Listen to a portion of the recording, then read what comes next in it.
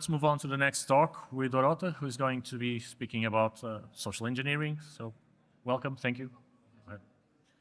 Just before I start, I wanted to say that I left some goodies on the floor. There's a Backdoors and Breaches card game, stickies, and also like, some reading material. So welcome everyone to my talk. I'm going to talk about social engineering, but more precisely about weaponization of social engineering for physical pen testing. And you can, if you want, then you can follow me on LinkedIn. I also have a podcast on Twitch, which I also share on YouTube. So if you're interested in that, you can go ahead and check it out. And more about me, I'm a penetration tester and social engineer at Black Hills Information Security. I'm also called the woman in red. I'm not wearing red today because it was raining a lot, but yeah, you can believe me. That's like me on the picture. And so I already mentioned that I have that podcast. I'm also certified as Covert access specialist, physical auditor, and elicitation specialist. And I received a Woman of Hope award from Sepsis in 2023 in Paris for my activity on LinkedIn, because I'm trying to inspire people, especially women, to enter cybersecurity and like sharing that it's possible. If you want to change your life, if you're interested in something like this, just go ahead, send your CV, start learning, and yeah, everything is possible if you just apply yourself. Because I before was a government official, and I'm completely in a different, barrel, per to say, with my like skills right now. So if you just want to learn something, it's possible. And so yeah, I was terrified of heights before. And I believe that if you have like big fear of something, it's a limiting thing in your life. So I didn't want it to be afraid of heights. I don't want it to be afraid of anything, to be honest. But sometimes it's like a bit of fear is healthy. But I jumped out of the plane with a parachute to conquer my fear. I was scared shitless, but now I'm less scared. So I guess it's worked. And I love cycling, but let's go and talk about social engineering for a moment. Here's the agenda, which you can expect, but I will just, I have a lot of slides, so I maybe will be flying through some of them, but just bear with me. I'm trying to share as much knowledge as I can, because it's my obsession, interest, so yeah, that I really care, so someone learns something new today. And a disclaimer for this is, please use all of the knowledge in an ethical way, and business ethical purpose only. Don't try to plan a heist on Louvre or something like that. Just be ethical and And so, what is the purpose of physical pen testing? Physical penetration testing is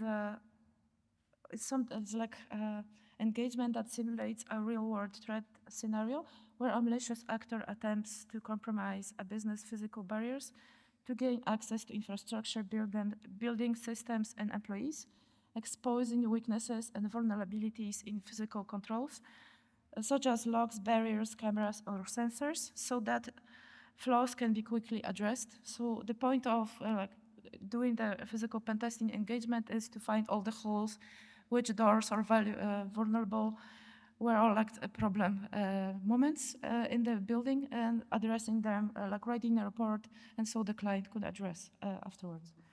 And but a very important document before I start talking about anything is the get out of the jail free card. So you need a document from your employer that will detail why are you here, that you're on an engagement, that you're an auditor, contact numbers to CEO or someone that hired you, preferably 2 or 3 phone numbers, and inform the person that gave you the phone number to you before you go on an engagement. So in case there's some problems happening, they call the police on you, you're in big trouble. So someone can call them and make sure that you're the real deal, not someone malicious.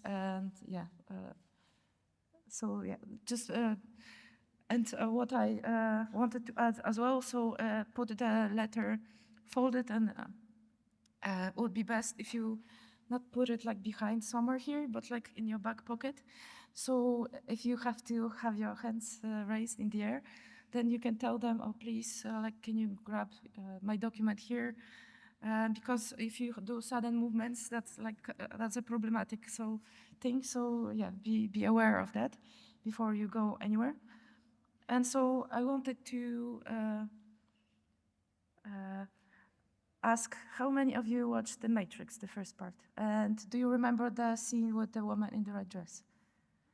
So that's for me, that's a perfect example. I used to have it in the presentation where like the scene is displayed with sound, but everyone watched it, so I thought, yeah, by just explaining what I mean, for me, that's a perfect example of the art of distraction.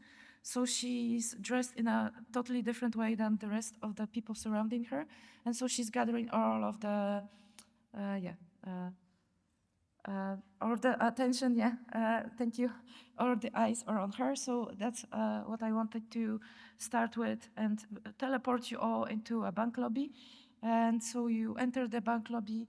Usually there is a place where you drink coffee, or for free you can like, take a cup of coffee. And so you go in, take the coffee, start drinking it casually, and you look around. So where's the camera placed? What is the security guard doing? How the entrance gate looks like? What is happening? Like you're like checking around the surroundings casually, and you're drinking that coffee. And then after a while, and as you can see in the lobby, everyone is dressed business casual. So black, white, beige, gray colors, you know, like very toned. And then your friend comes in and she's wearing a red dress. And so everyone is looking at her like, oh, that's a beautiful lady. She's wearing a nice dress. So what is happening? Because no one is dressed in red, really.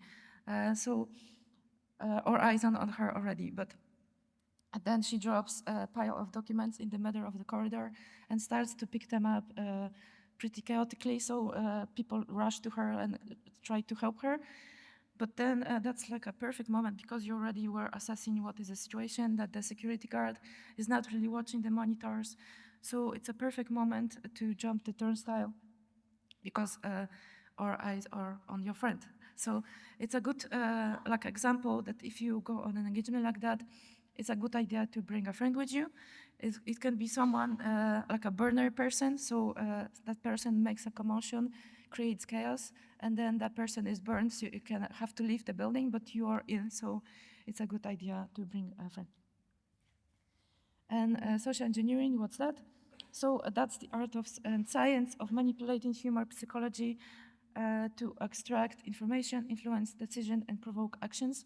So before I follow, I wanted to say that usually when you probably hear social engineering, first thing you think it's phishing or like an email that you should be worried about or like training from HR that you received.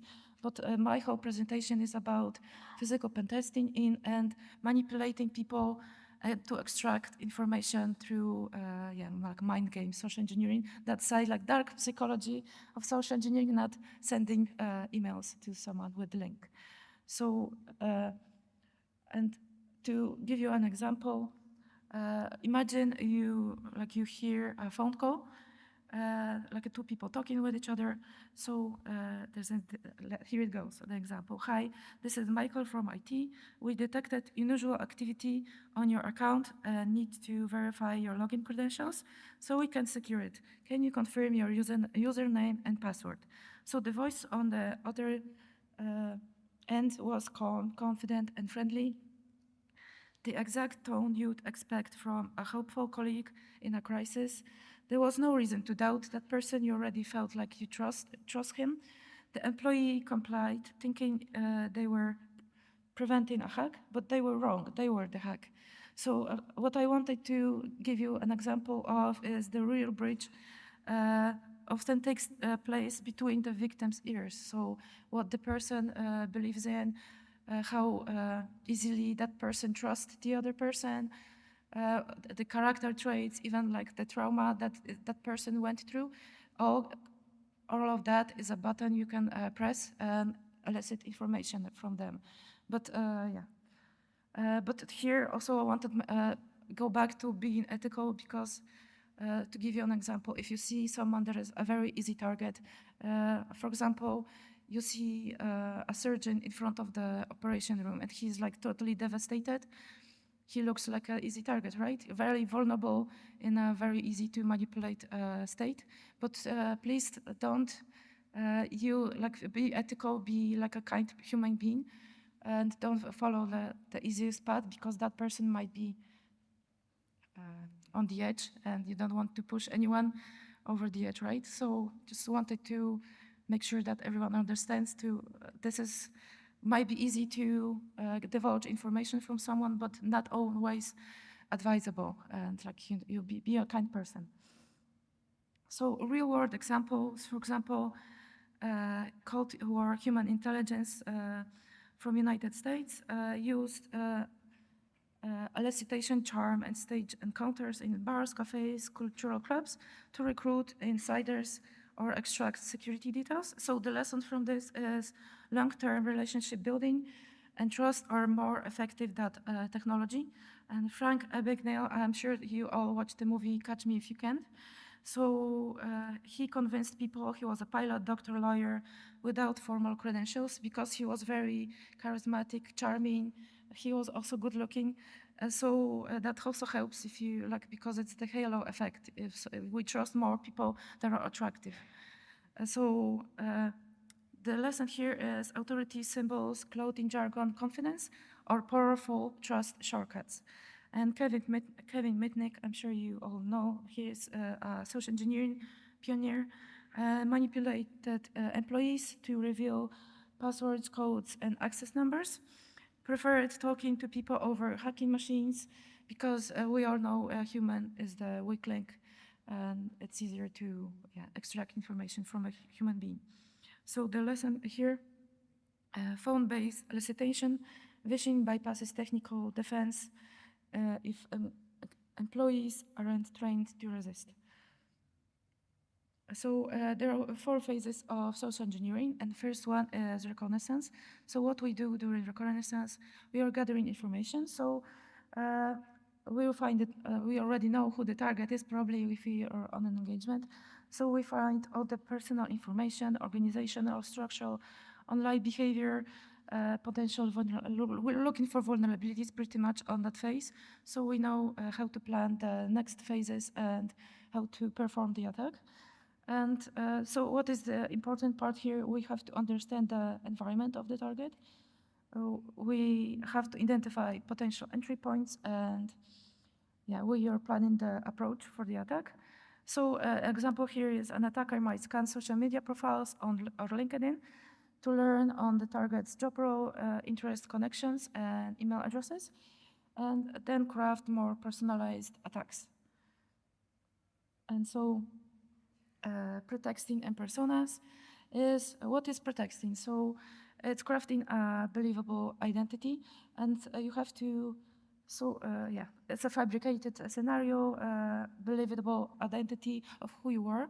So this is very important, so you have to practice before, have answers ready to go. If someone asks you who you are, why you're here, what's your name, what's your credentials, who sent you, you have to be ready to talk on the fly. And sometimes it's important, like to have 2 disguises. Maybe one day you come in with like a blonde wig, wearing like baggy clothes, and like acting very relaxed as a student or something like that. And the next day you're very dressed very professionally. You're the IT, person that will go into the server room to check something, for example, so you can prepare 2 disguises and make sure the identity, the pretext is like makes sense in the situation. So if your goal is to go into the server room and plant a flag there on an engagement, so dress business casual, dress in a way that makes sense for the situation. Because if you dress as a UPS delivery person and you're found in the server room, that doesn't make sense, right? So you have to adjust your persona to make it more believable. Because sometimes if you, like your clothes have like authority behind them, that's already like something that people will not question you. So think about all of those things before you enter the building. The next phase is engagement. So that's actually you're establishing communication with the target. So maybe you're sending an email, maybe you're creating a situation where the target is willingly providing information or access. Or maybe like sending an email, but also phishing is possible. You can call help desk or I don't know, IT department or HR. And the purpose here is building trust, rapport, or sense of urgency to make the target more susceptible to manipulation in the next stage. An example of engagement is the attacker might send a phishing email that appears to come from a trusted colleagues or well-known company. The email could ask the target to click a link, download attachment, provide credentials under the guise of legitimate request. So if we are doing the reconnaissance and we are doing the research about the target, it's a good idea to also research their clients and like the companies they work very closely with. So we can maybe use one of the templates from the company that is trusted as a template for email. So yeah, that's a good idea, I think. And I wanted to talk about building rapport. So what is that? Rapport is mutual trust that makes communication possible or easy, a friendly, harmonious relationship. So you can play on the target's interest and emphasize their own personality trait. Use OSINT to learn the target's likes and dislikes. And I have an example here with the hotel lobby here. A friend of mine, on his engagement, he had a lot of time, obviously, so he spent like 2 or 3 weeks sitting in the bank lobby, and he was building rapport in that way with the security guard. So after those 3 weeks, he was just working on his laptop, acting very like casually, like he's just working in this building or something like that. So after 3 weeks, the security guard didn't really think of him as a threat anymore. So he started approaching the security guard more and more, asking him questions, like making friendly conversations with the security guard. And that's like how he built rapport with him without even like coming to him on the first day and like starting to talk. But by just spending more time in the area of the security guard. So he had like him on, like he was looking at him.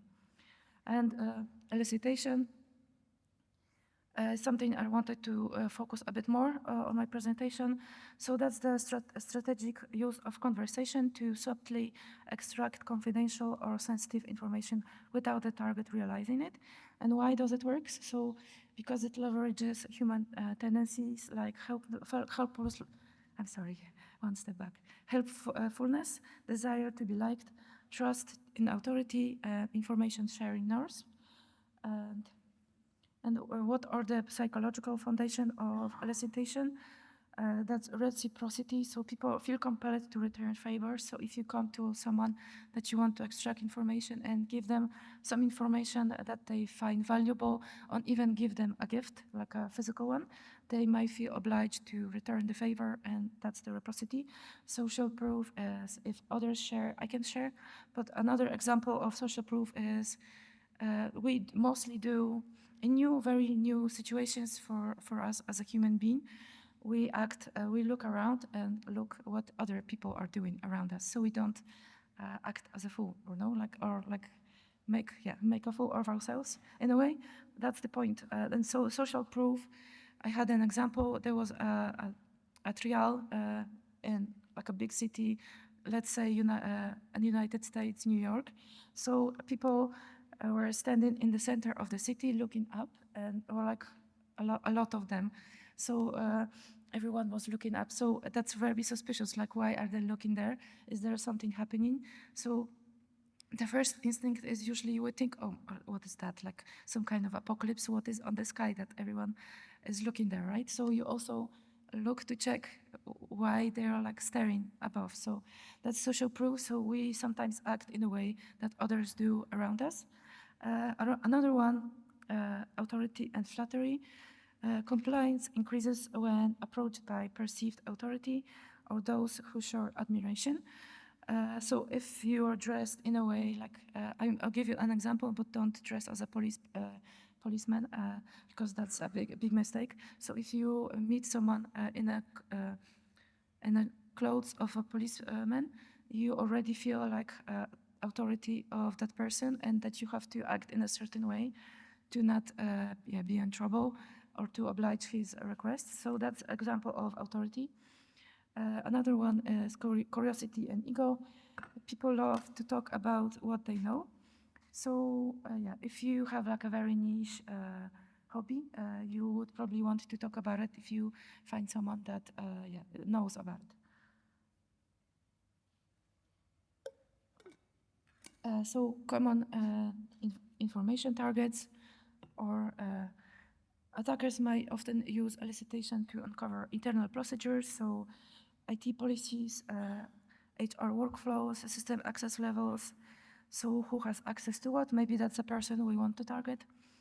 Infrastructure details, so what VPN they are using, software, names and roles, so org chart is something very like nice to have.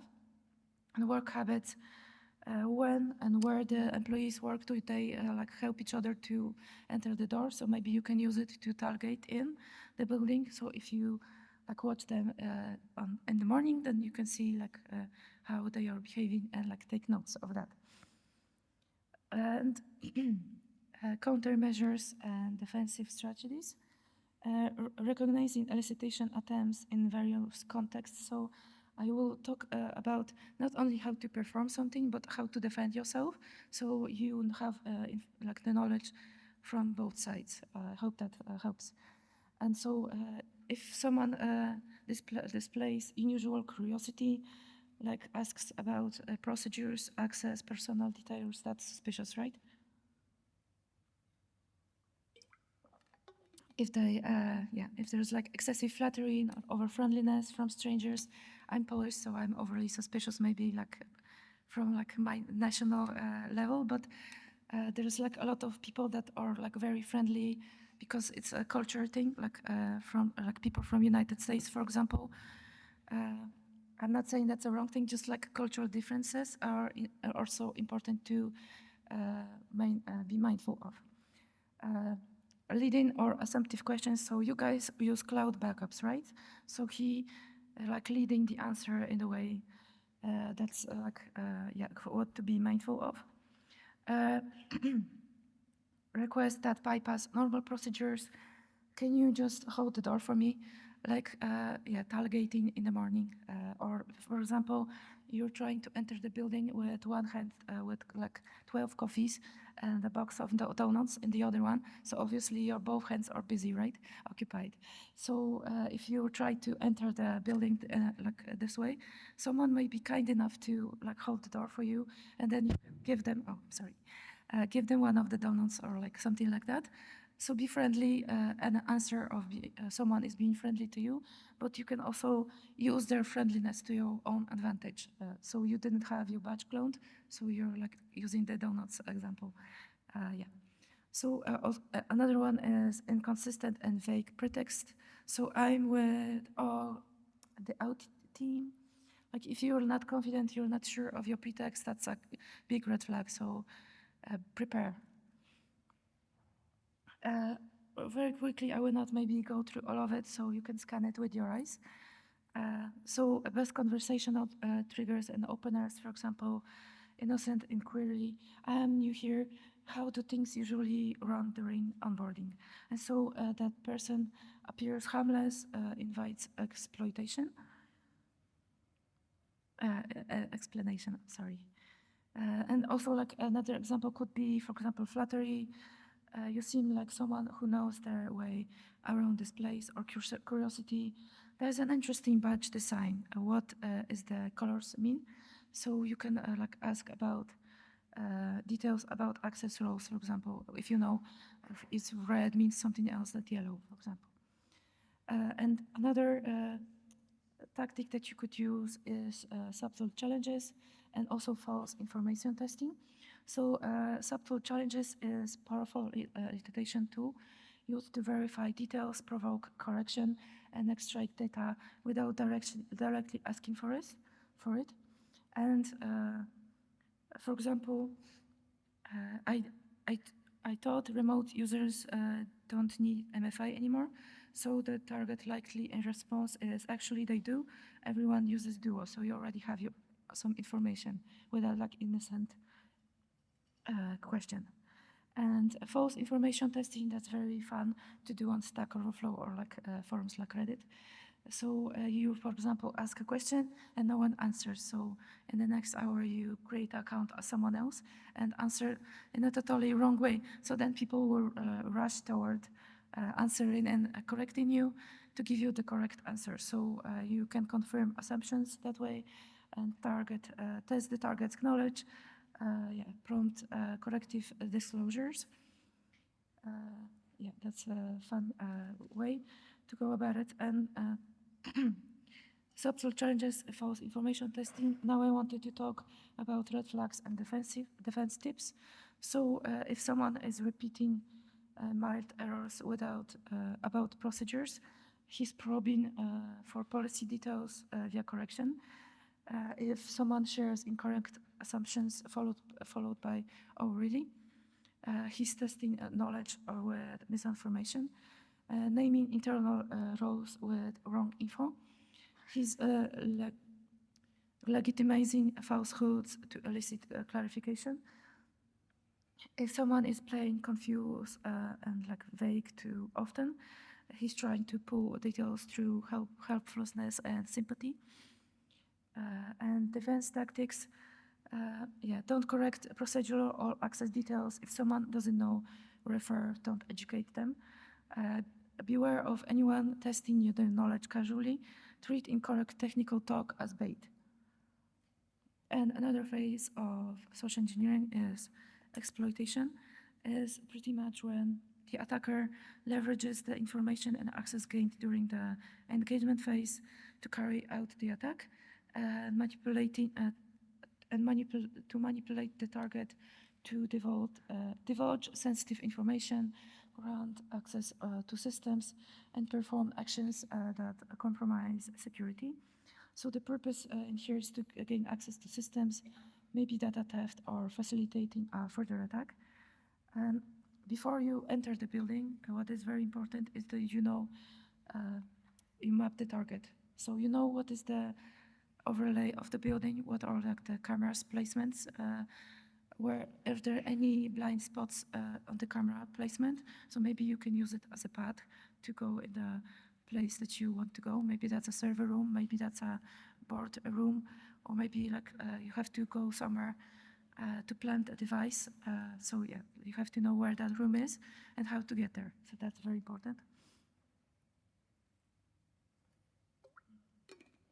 And while you are in the building, you can also try to leverage insider conversations. And so you can use Pretexting as a contractor, new employee, and asking for help. You can use flattery, curiosity. Wow, you must have a high clearance to get back there. How do you manage that? Shared identity building using company slang, events, or insider references to appear trustworthy. Procedural exploitation, steering conversation toward patch policies, shift changes, or visitor rules, or maybe escorted access manipulation, gaining someone to hold the door on walk them past a checkpoint. So it's really less about hacking doors and more about hacking people who use them. Unwilling corporations, so sometimes you can use techniques to influence employees and gatekeepers. And so security training must address both groups and not just to don't click the phishing emails, but also don't be pressured into breaking the process. So if someone is pushing you with questions, just don't answer. And you can use, for example, authority pressure, like dropping names, claiming urgent executive approval, maybe your urgency and stress. That's also used sometimes in phishing attempts when someone sends an email with a link and he tells you have to, it's like one in the lifetime offer and we'll finish in 15 minutes, so you feel like pressured for like filling out the form, clicking the link. But also like on the slide, I have only 5 minutes to get this report to the VP and you're like stressed, so the security card might let you pass. Reciprocity, offering donuts, coffee, favors, so you build an obligation. Social proof, I already mentioned that. Sympathy, appeal, consistency, and foot on the door. Getting someone to agree on something very small and then escalating later. For example, buzz me in this time. So if someone does that first time, then you ask for a small favor next time, and then after a week of doing that, you say, okay, you've did that for a week for now. Now now you can ask them for a bigger favor because they're like already in a big trouble because they let you in 7 times. Now I have a role play scenario. So new contractor needs help. That's like a conversation that looks pretty innocent. But if you look what Alex is actually asking, you can see that what is happening there, he's pretexting, so he's using a fake role, a student or like a trainee on his first day, and our new contractor. I just started with a vendor team, so the purpose here is builds plausible reason to ask questions, flattering and helplessness. Oh, you're a lifesaver. I'm probably doing something wrong. So you appeal to ego, disarm skepticism if you act in like a very harmful way, and like you don't know anything. Assumptive questions. So the second password, that's duo, right? So that leads a target to confirm correct process. Naming internal tools and groups. So any connect, VPN contract tool to FA builds a creditability, encourages open response, ego boosting and urgency. I'm starting to feel like I'm in trouble on day one. So makes the target want to rescue you because you're like so vulnerable, in trouble, and they want to help you because everyone remembers their first day probably. So yeah, that's sometimes that hard.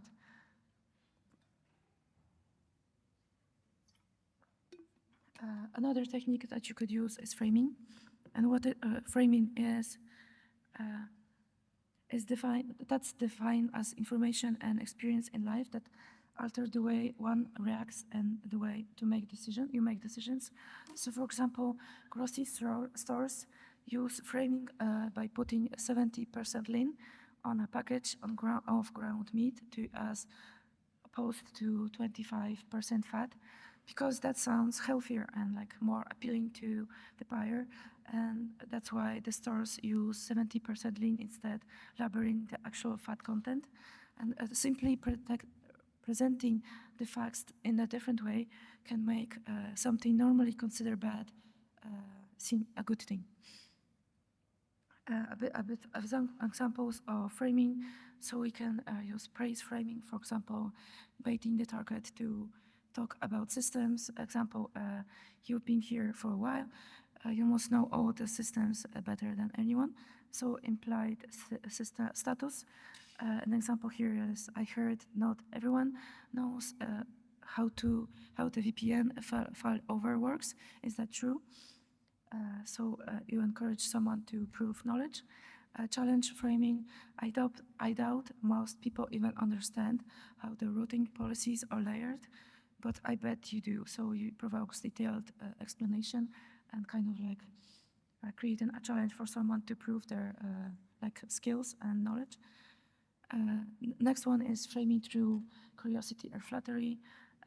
You clearly know your stuff. How would you do it if you get locked during travel? That's expert flattery.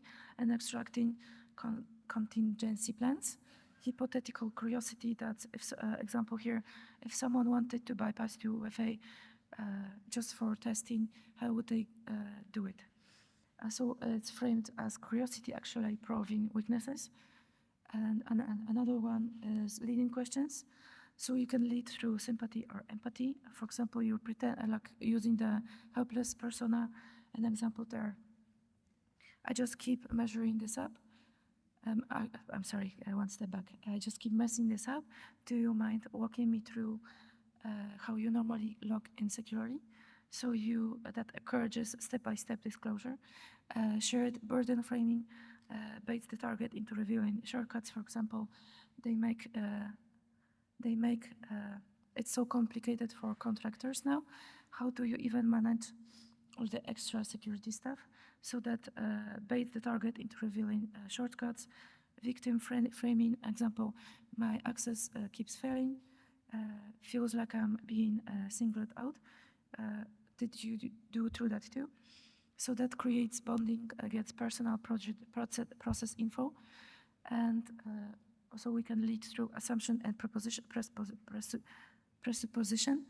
So pressured familiarity.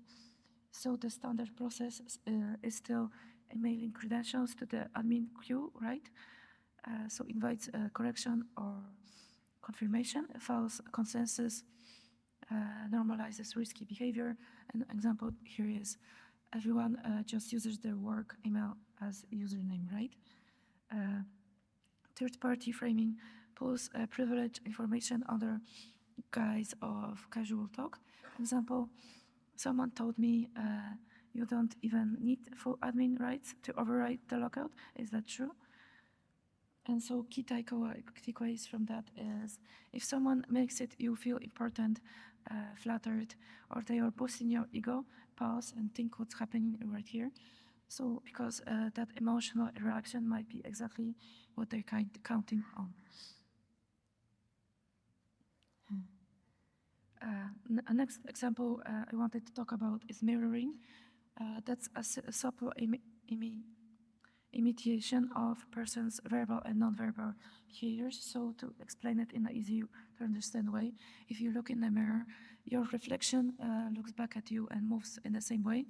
So that's mirroring. So you are acting in the same way, using the same body language. Maybe you're adjusting your tone of voice or the speed you're talking in to the person you're talking with, and that might help you build rapport and make them trust you more because they feel you're just like them. So building active listening, that's actually something that involves showing genuine attentiveness and responding in ways that encourage further sharing. So example, minimal encounters like right, exactly, oh, go on, really? And clarification prompts. So can you walk me through that again? So why does it work, active listening tactic? Because people feel heard and understood, and this builds comfort and makes them more willing to open up. And if you combine mirroring and active listening in one attack, then, for example, that's an effective social engineering strategy. And why? Because, for example, on first step, you might mirror the language and repeat wording complaints. Yeah, onboarding is chaos lately, and maybe the target will feel understood. And then you can show empathy. That would stress me out too. Builds emotional bond with the target, and ask light prompts.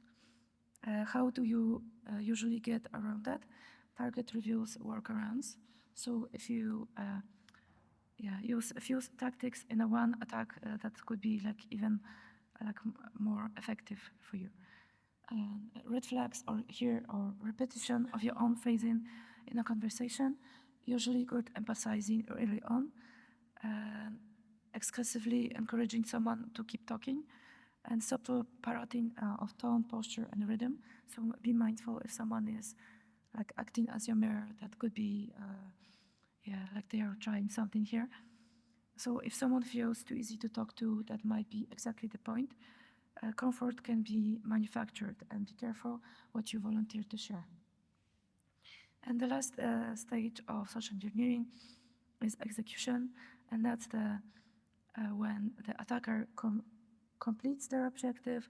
So maybe that's in exfiltrating data, deploying malware, and they're recovering the tracks. So maybe they're erasing logs, or to avoid detection and maintain access.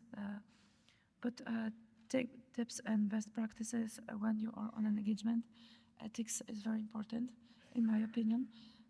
So you must ensure the operation adheres to the client's rules on engagement and legal agreements. So you have signed the rules of engagements before you entering the building. Everyone is written in that document how you should behave. And for example, if the client allows you to take pictures inside of the building, record voice and camera feed, so that's all in the document. So yeah, be mindful of that. Flexibility is important. So sometimes it doesn't go as planned, so you have to adapt on the fly, and because life happens, something could go wrong. That's when a friend comes in handy, so you can use the friend to burn the friend in a way. So he has to leave the building, but you can continue. Risk awareness, if you're questioned or challenged, have a plausible backstory ready, but know when to abort if things get too risky. And tactical use of elicitations, that's an example. So for example, the goal is to gain VPN and admin console access without triggering help desk alerts. So you use casual chat with IT support, extract VPN software. You guys still using AnyConnect? Or did they finally switch to Fortinet? Then a conversation with the high HR representative confirms naming conventions, access groups. I think I'm in the wrong Active Directory group. My badge doesn't work for remote. Is it usually the VPN admin one? Ping a developer, so that narrows down to FA and trust models. I can get my do a push to go through, is it sent from your internal CA, or do you use Okta or something? And so, as you can see, there's access path is now partially mapped without raising big alerts because you called different departments. And exit strategy, there is no need to run. Leave as discreetly as possible. Leave no trace. Avoid triggering alarms, causing unnecessary disruptions that could raise concerns, like people asking questions, what are you doing here and who are you? If you have a pretext that involves time frame, for example, 10 minutes, stick to it and avoid suspicion. If questioned, act composed and confident, say, I must be in the wrong department, and then leave casually. Countermeasures, defense strategies, how to defend yourself if you feel like someone is pulling information out of you. So deflect, redirect politely without giving details. That's not something I can share, but IT security can help. So send them to someone else that maybe knows more than you, but like defend yourself, don't share information. Answer with a question. So why are you asking? Generalize, give broad, non-sensitive answers. Exit gracefully, excuse yourself, or escalate politely. Report quietly, so capture details of suspicious encounters for the security team. And what are the ethical considerations, legal boundaries? I will not go into details here, but just you can see that we have Computer Fraud and Abuse Act, GDPR in European Union, Wire Fraud, Telecommunication Acts, Corporate Policy, HR regulations, professional codes on conduct. All of those create like a ethical and legal boundaries for those kinds of engagements. And a lot of text here, but to summarize, digital and physical elicitation will increasingly intertwine, in my opinion. Attackers might use AI chatbots, cloned voices, or deepfake videos to enhance credibility in elicitation. Remote work, social media, and IoT devices give attackers more channels to exploit casual conversation and information leaks. Underground markets may provide elicitation as a service, scripts, playbooks, and AI-driven pretext for less skilled attackers. Organizations will need decisive evolution, such as continuous training, not just one-off sessions. Smarter red teaming, so simulating future-style elicitation, not just like sending phishing emails. Spotting suspicious interactions, so train your employees to pay attention to anyone that shouldn't be in the building. Maybe give them like a reward. Maybe if they find someone that is trying to sneak into the building and they shouldn't be there, maybe you can give them like 3 days of vacation for free or something like that. So everyone will have like eyes around their heads, and be mindful of their surroundings. Because elicitation is not going away, it's adapting to the new world. The human factor remains the more exploitable surface. Security resilience depends on awareness, culture, and practice. And technology evolves, but the psychology stays the same. The attacker's toolkit is trust, authority, curiosity, and urgency. The defensive awareness training must be continuous because all tricks adapt to new platforms. And if anyone has any questions, then go ahead. Thank you for listening. That was all.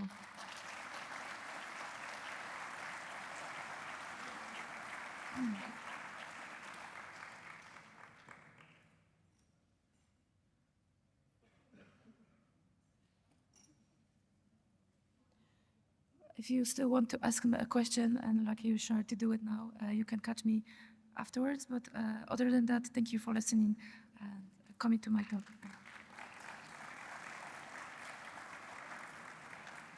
Hi, sorry. I would like to know, how do you train your teams towards the social engineering part? Do you practice any kind of role plays or something like that? So how I will answer this question is how to prepare yourself for engagement like that. Yeah. So a good idea is to go, for example, to posh stores, because those people that work in those stores, they want commission, right? So they want to talk with you. So you can go to stores like, I don't know, Prada, or like a big car salesman, like any of them will do, and ask them questions, like practice, because they want to talk with you. I think that's a good example. But also, before you go and do physical pen tests, maybe a step before that could be performing a physical audit. Physical audit is something that you don't really have to ask in a behave in a covert way, or like pretend, like hide yourself in the background. But they know about you, and you go there with like a card and with the checkpoints, right? So it's like in plain sight. You can play with the doors, look at the cameras, and you can even ask your employer, or can I perform a physical audit for you for free, just to check my skills. So it's a good like example to practice and be more confident on an actual engagement when you have to be stealthy. Thank you. Great presentation, by the way. Thank you.